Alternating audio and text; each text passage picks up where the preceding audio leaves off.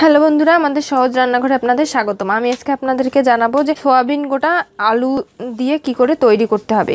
তার জন্য যা যা উপকরণ লাগবে আমি এখানে নিয়ে নিয়েছি। আসুন সেই উপকরণগুলো জেনে নেওয়া যাক। আমি এখানে প্রথমেই আলু কেটে নিয়েছি ছোট ছোট করে, এবং পেঁয়াজ কুচি নিয়েছি, রসুন কুচি নিয়েছি, একটা তেজপাতা ছিঁড়ে নিয়েছি, এবং এখানে গরম মশলা নিয়েছি। আর মশলার মধ্যে আমি নিয়েছি এখানে 1 চা চামচ পরিমাণে রসুন বাটা, 1 চা চামচ পরিমাণে গরম মশলা, আদা বাটা এবং জিরা বাটা, আর পরিমাণ মতো লবণ, মরিচের গুঁড়া, হলুদ। আর এখানে নিয়েছি সয়াবিন গোটা, যেটা আমি আগে থেকে ধুয়ে নিয়েছি।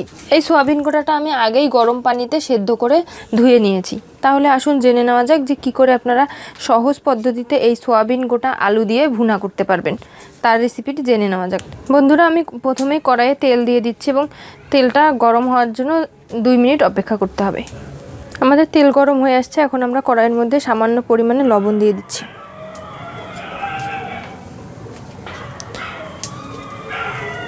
এখন দিয়ে দিচ্ছি 1/2 চা চামচ পরিমাণে হলুদ গুঁড়া।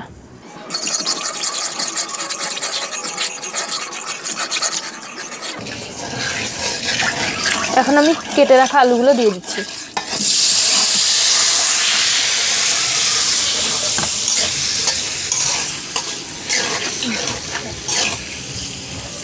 এখন আলুগুলো বাদামি কালার করে আমরা ভাজে নেব। তার জন্য একটু সময় লাগবে।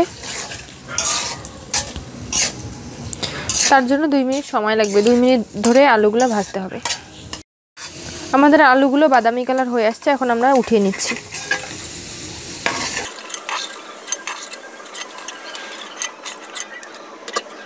এখন আমরা ওই তেলের মধ্যে সয়াবিন গোটাগুলো ভেজে নেব। সয়াবিন গোটাগুলো দিয়ে দিলাম। এখন একটু হালকা বাদামি কালার করে ভাজতে হবে। পরিমাণে একটু লবণ দিয়ে দিলাম।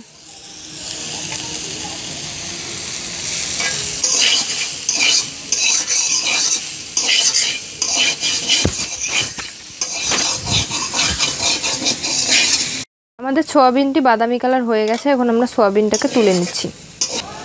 এখন সয়াবিন গুঁড়াকে তুলে নিচ্ছি।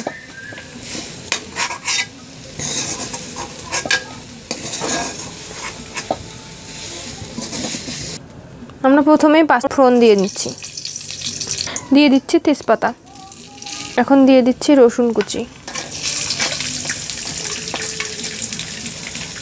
দিয়ে দিলাম পেঁয়াজ কুচি এবং গোটা গোটা গরম মশলা।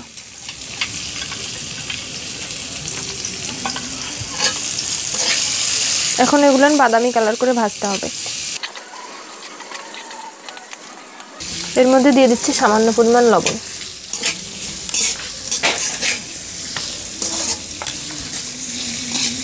পেঁয়াজ বাদামি কালার হয়ে আসছে। এখন এর মধ্যে দিয়ে দিলাম পরিমাণ মতো হলুদ গুঁড়া। দিয়ে দিচ্ছি মরিচের গুঁড়া 1 চা চামচ পরিমাণে। দিয়ে দিচ্ছি রসুন বাটা 1 চা চামচ, আদা বাটা 1 চা চামচ, গরম মশলা বাটা 1 চা চামচ, আর জিরা বাটা 1 চা চামচ।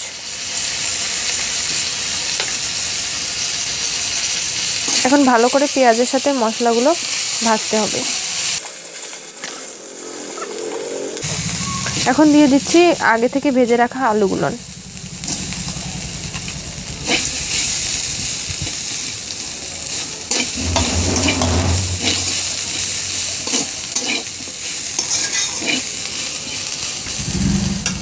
তারপরে দিয়ে দিচ্ছি সয়াবিন গোটা আগে থেকে ভেজে রাখা। এখন 1 কাপ পরিমাণে পানি দিয়ে দেব, যাতে করে মশলাগুলো ভালো করে সয়াবিন গোটা এবং আলুর মধ্যে ঢুকতে পারে। এখন আমরা 5 মিনিট ফুটাবো। আমাদের সয়াবিন গোটার কালারটা অনেক সুন্দর হয়েছে এবং দেখতেও অনেক সুস্বাদু হয়েছে। আপনারা এই সহজ রান্নাটি অবশ্যই করে বাসায় ট্রাই করে দেখবেন। খেতেও অনেক সুস্বাদু এবং এটি দেখতেও অনেক সুস্বাদু লাগছে। আপনারা অবশ্যই করে এই রেসিপিটি ট্রাই করবেন। তাহলে ধন্যবাদ সবাইকে। আজকে এই পর্যন্তই। আর সবাই সুস্থ থাকবেন, ভালো থাকবেন, এবং আমাদের এই রেসিপিটি ভালো লাগলে অবশ্যই করে আমাদের চ্যানেলটি সাবস্ক্রাইব করবেন।